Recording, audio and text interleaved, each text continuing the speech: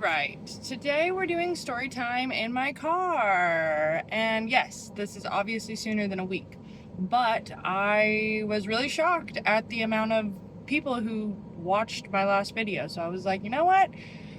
While the going's hot, let's post another one. So thank you for that. And last we left off, I was starting at the restaurant, just met the 26-year-old. We basically just went over the summer of 2016, and this was 10 years ago.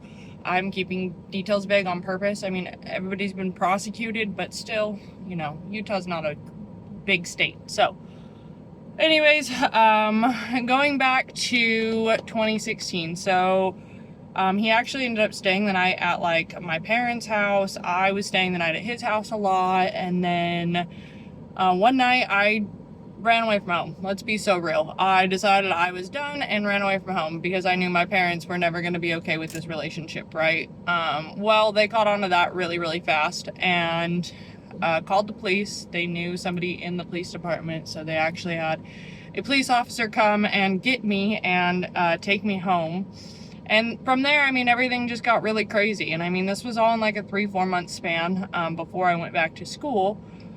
Everything kind of worked out. I mean, I did have to talk to Child Protective Services because I was a minor. He was 26.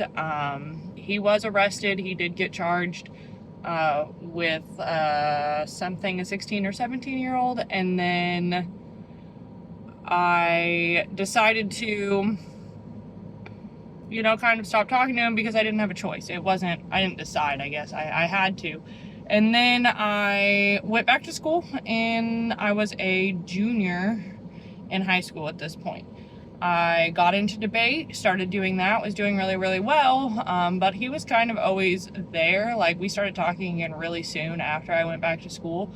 Weren't seeing each other, but eventually I did figure out how to see him again too. And again, my parents did not know. We're back to my parents not knowing. I was actually like dating someone in the high school. It really involved in my extracurriculars. Like, I was doing everything. They just didn't know.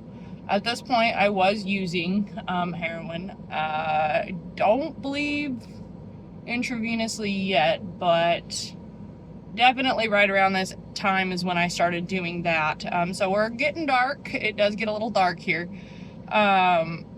And you know, I went through a circumstance as well where I graduated high school and my mom moved to California because my mom and dad divorced. So that happened. That was kind of another catalyst that just kept me talking to him, kept me using drugs. I was definitely using by the time I was living with my aunt. And then, you know, finally, honestly, I can't even remember what happened. Oh, no, I do remember what happened. Okay, so I moved to Rose Park, like Salt Lake, lived there for a little bit, and then I hit a mailbox. Well, he hit a mailbox driving my car, and that was a whole thing, and he had to go check in. He was on parole or probation or something, probably probation, for the arrest from me. So obviously I don't think he was supposed to be talking to me. Honestly, not sure, but pretty sure not supposed to be talking to me. He got rearrested, basically. That's what we're digging at here. That's the hole we're digging. So he gets rearrested. I leave Salt Lake. I moved back to Kaysville is where I lived. I lived with my grandparents at that time because they were like, yeah, I mean, come on. And moved with my cat, myself, and my little car back to Kaysville. So that's what happened from 16 to basically 18. That is a lot, I know. So from here, it gets good. I actually met someone living in Rose Park. For the sake of this, we're going to call him Bob. So I met Bob living in Rose Park, and it's a whole nother story from like 18 to 20. And that's going to be what we cover next, is 18 to 20. But 16 to 18 was basically just toxic, doing drugs, graduating high school. I did graduate high school.